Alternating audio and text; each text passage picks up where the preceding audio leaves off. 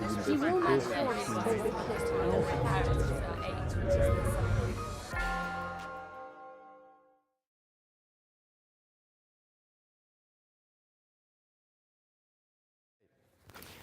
Thank you very much for the invite to speak here.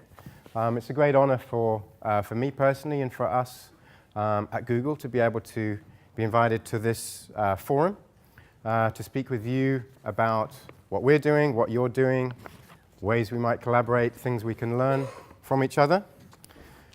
But that said, I just want to kind of begin with a caveat because I'm someone who only really began to understand the role and importance of universities as a late, mature student, okay? Very late. And I'm someone who only began to understand the role and the importance of museums after my university study. So it became very late in life to me, and I feel uniquely unqualified, really, to be able to discuss the issues that are important to you, but in a way that makes me, hopefully, somewhat qualified to discuss the issues of importance to our audiences, because I've definitely been a member of an audience for longer than I have been a member of someone behind the scenes. What I'm showing up here behind me is a slideshow of artworks and cultural artifacts from a university museum. They may not necessarily relate to a point that I reach in my keynote address. Sometimes they will, sometimes they won't. It's rather random. I've done this a few times now, and you always get interesting juxtapositions between the work that happens to be on the screen with the point that I'm attempting to make.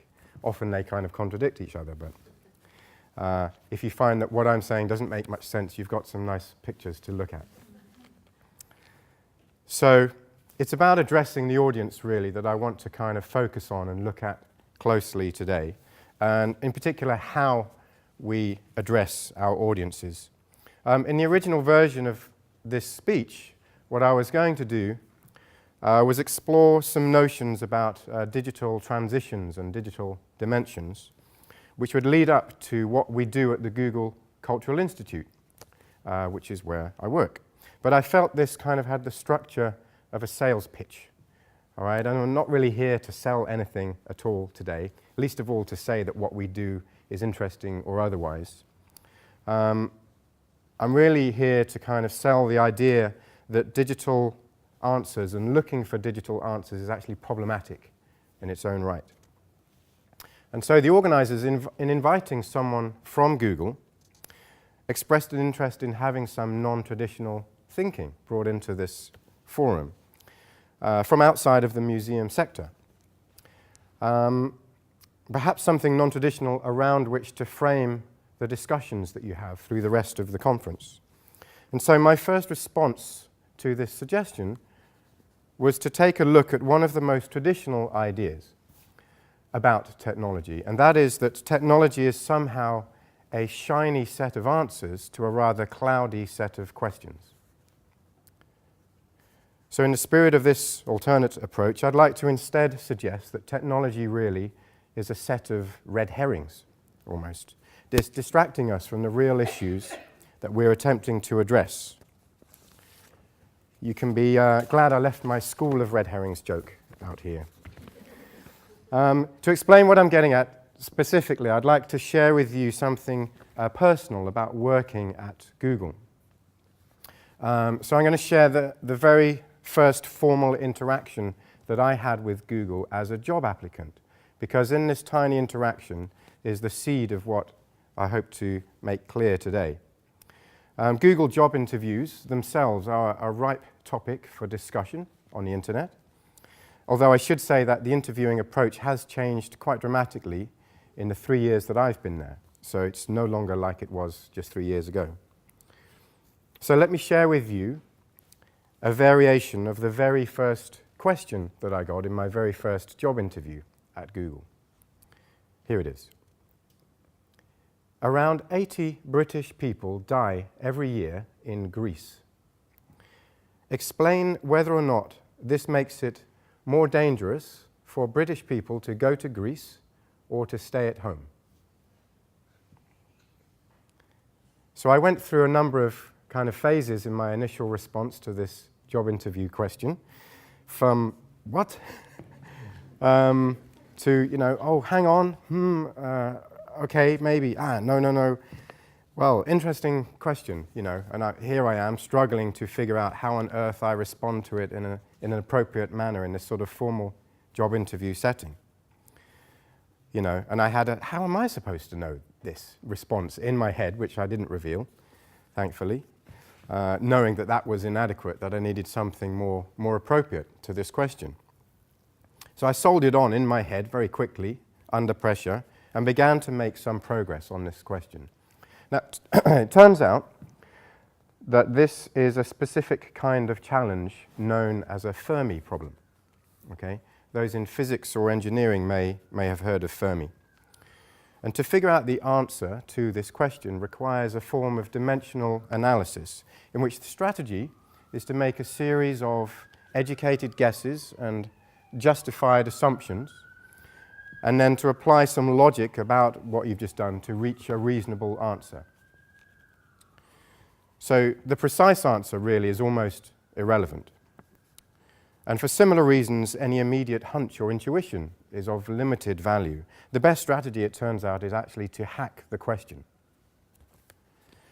So for this particular question, you might start by making some estimations about how many British people go to Greece each year.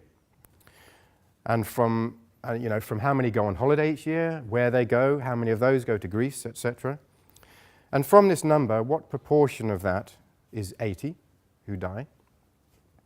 And from this point, the clues begin to open up about the question, revealing an approximate yearly death rate for British people in Greece, which you can then deduce its equivalent for British people who remain in the country. Lo and behold, several excruciating and tantalizing minutes later, and likely a sheet filled with numbers that you've been scribbling, you might end up with a reasonable suggestion for the answer. I can save the answer for the end in case you'd like to think about it in the background. But it turns out that thinking about it itself is, of course, the real answer here. It is the strategy with which to cope with such an out-of-the-blue problem. I believe that we can think about digital opportunities in a similar way. Just as we are not usually pre-equipped with facts about numbers of British people in Greece, nor are we pre-equipped with facts about various aspects of digital dimensions. And to learn only these facts is to learn only about Greece, and not about a million other scenarios that we might encounter. So instead, as an exercise at least, we can think of the typical challenges facing university museums as a Fermi-style problem in disguise. Questions like, how big should next year's budget for digital activity be, might benefit from this kind of hacking, this kind of rethinking. Instead of generating a numeric answer based on what you think you would like to do and how much it would probably cost, you might instead reevaluate what on earth digital activity is, what it's for, why it is categorized thus. This somewhat shady lane would probably lead you pretty quickly into the requirement for a digital strategy of some sort. And as the proliferation of museums developing digital media strategies show us, lots of people are already thinking about this and are already thinking like this. But still, I wonder, why are they called digital media strategies? Why are they even called media strategies? They should, of course, be called and be part of museum strategies. So now I want to show you what we're doing in the Cultural Institute as a kind of diversion to this. Instead of a guided tour, what I want to do is literally rattle through this very quickly. The purpose here is really not to give you a comprehensive overview. It is not to sell you what we're doing. For those of you who are familiar with what we're doing, you may see one or two new things. For those who are unfamiliar, hopefully you see one or two things of relevance. But I'm going to go very quickly on purpose to give you one of these sets of answers that we have begun to develop at this point in this state of our transition. So google.com/cultural institute, if you haven't had a look, do take a look. Here are the kind of high-level things that we say about it. I won't go into detail about them or about the wording, which is, you could immediately identify as problematic if you wanted to dig into the individual word choice, but it's kind of what we do. It is the result of many different projects at Google coming together, all of them from people at Google who are passionate about some aspect of culture, history, art, and who are working in their spare time outside of their day job at Google on a cultural initiative. And eventually those grew in momentum, and the Google Cultural Institute was formed to house them. Google loves numbers. Here are lots of numbers about what we're doing and about the kinds of works that we do specifically related to art. And I happily share this afterwards if people want to dig more deeply into it. There's several different features within the site, all designed to kind of offer an interesting take on what technology can do in a cultural sphere, be it art or history or heritage. Here's one comparison. It's fairly straightforward, side-by-side comparisons of cultural artifacts, critically from different organizations. So a kind of virtual loan model here, where just in this example on the left is a letter written from Van Gogh to Gauguin with a sketch of the bedroom in the corner of the letter, and on the right is, of course, a painting the bedroom. So these kinds of connections can take place. And we have this idea of online exhibitions, which are really about telling stories and tapping into the curatorial expertise that you find in all of these cultural organizations. At Google, we don't have a curatorial role. Instead, we have a kind of technological role. We build a platform and a set of tools, and at that point, we hand over to one of our partner organizations, and we say, this is how it works. Over to you. Perhaps reflect your offline activity in your museum, or develop some online-only programming. This example at the bottom from Tate, this was related to the Tate Britain rehang in the autumn last year, where they developed an exhibition just covering, an online exhibition just covering what was happening in the rehang and what it was about. There's also an interesting opportunity for museums and cultural organizations to talk about themselves in a way that they don't normally in situ. So that is, then they're not necessarily so self-conscious and so self-aware. They speak about their collections and they show their expertise, but because of the interesting nature of this digital opportunity here, the Musée d'Orsay is speaking about its own building's conversion from a railway station into a museum, which is a fascinating story in its own right, but is of course nothing to do with its collections or its curatorial expertise.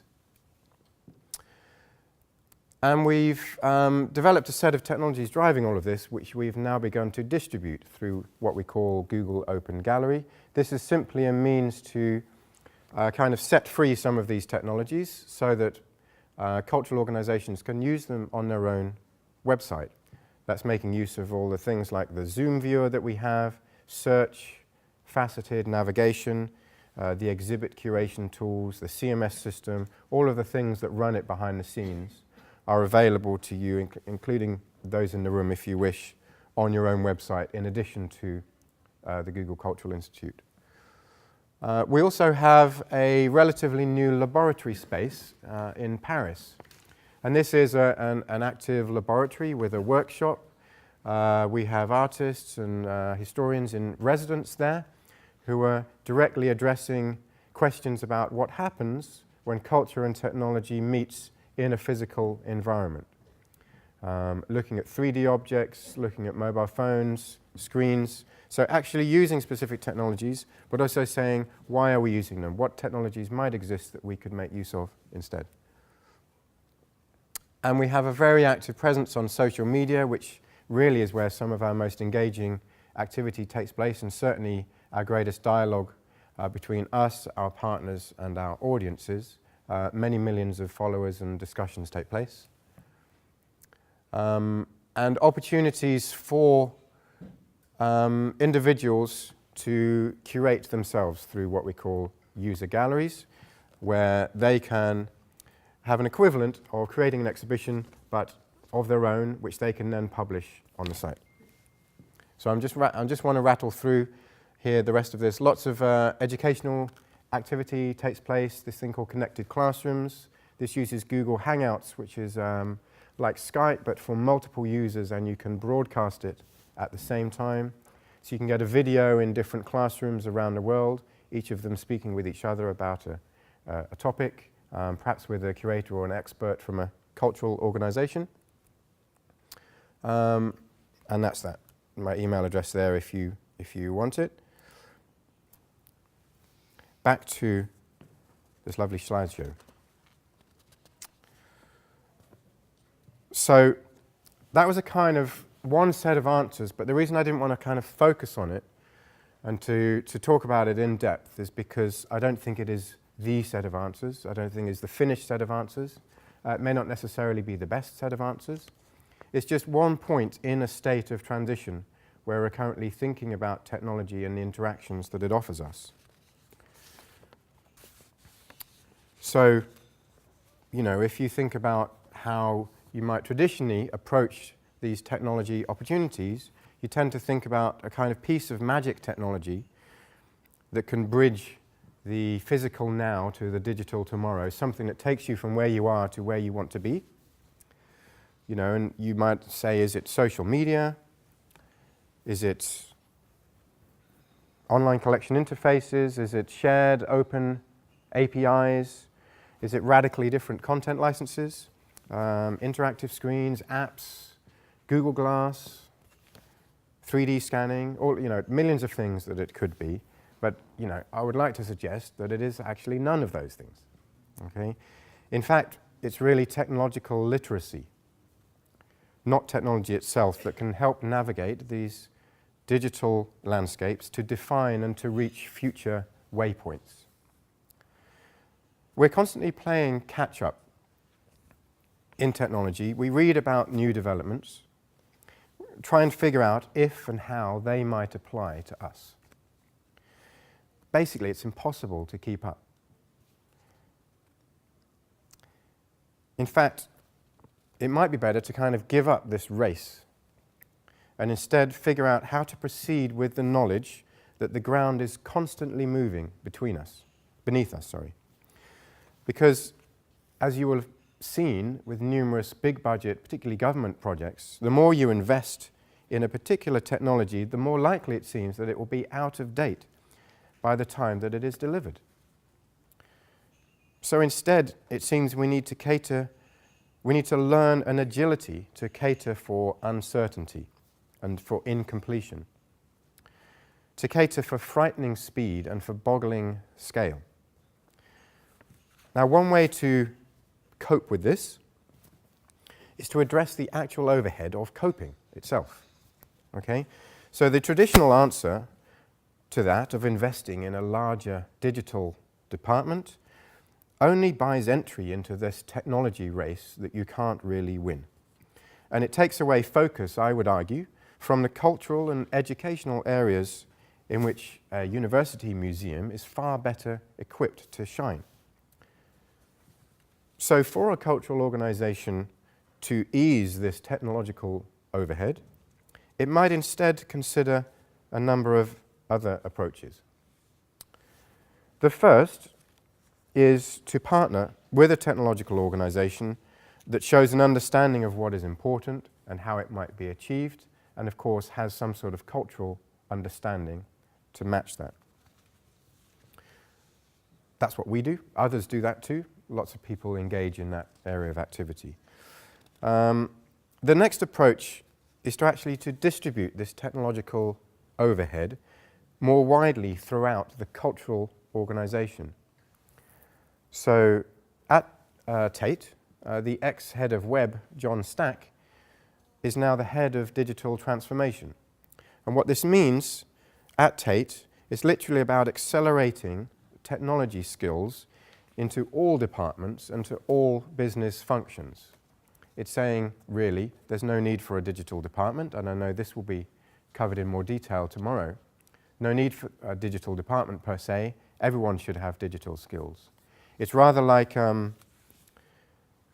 10 years ago, on everyone's CVs, you would find things in the skills area like Microsoft Word, Excel, something like this, which are now kind of silly things to put on a CV. But more appropriate today are things like WordPress, understands CMS systems, and so on and so forth. And one hopes that as these new technologies become more integrated into all kinds of organizations, these are the standard sets of skills that you need for a job, and you certainly don't need to put them on your CV. The third way that a cultural organization might ease this technological overhead is to address the IT challenge head-on. By this I mean the IT department, which should be an empowering force for staff, but so rarely seems that way. It can sometimes act like a police force instead, preventing you getting on with what you want to do. In their defense, for good reason, the management of large IT systems is hugely complex and is prone to things going completely wrong when any deviation is entertained. This is a widely known issue, and it was addressed recently by McKinsey in a paper who suggested a two-tier IT system in large organizations where you would have your traditional IT department, and then you would have effectively a guerrilla outfit who had, of course, the permission of everyone to operate, and were operating in a much more agile, flexible way, and the intention being that this guerrilla department would learn how to operate in the large organization with permission, would gradually grow, and eventually reach a stage where they could entirely replace the old model of the old IT department. And hopefully at that point, everyone is starting to feel empowered by IT rather than restricted by it. And so just to summarize those last 3 points again, technological agility can be achieved through partnerships, through skills, and through infrastructure. And to reiterate, this agility is not really a means to go from A to B.